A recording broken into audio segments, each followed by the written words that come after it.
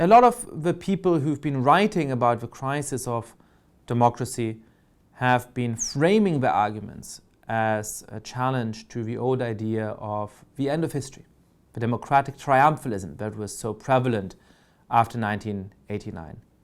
And there's a lot of reasons to be depressed about the state of democracy. For the last 13 years, more countries have moved away from democracy than have moved towards it. People in democratic countries have very critical views of democracy now. They're even open to authoritarian alternatives.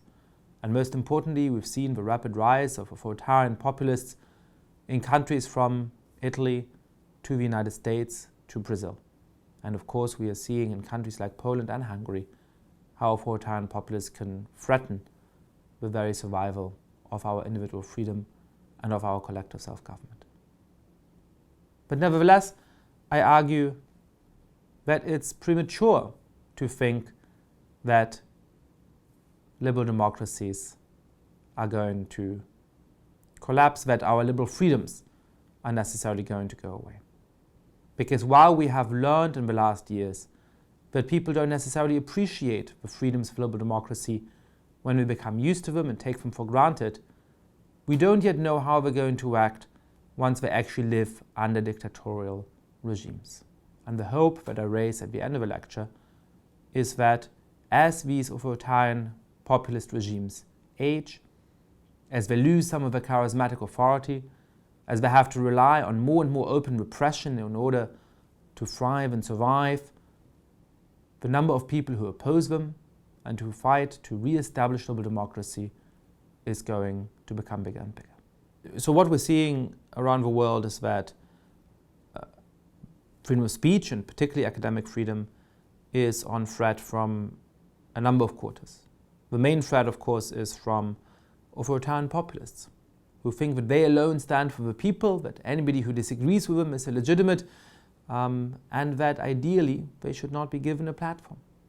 And so we're seeing those authoritarian populists, whether it be in Brazil, whether it be in Hungary, try to quash the spaces in which people can criticize them, in which people can develop alternative ideas of politics.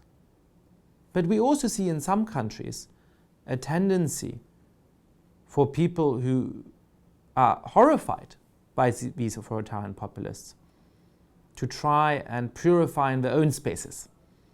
To say that at a moment at which the danger from politics is so big, if we have control of our university, of our very liberal town, then we need to make sure that we don't give any platform to our enemies. And that too is a mistake. I think that there's some speech that doesn't have any values. There's some speech which really is so bad that the world would be a better place if we never heard it.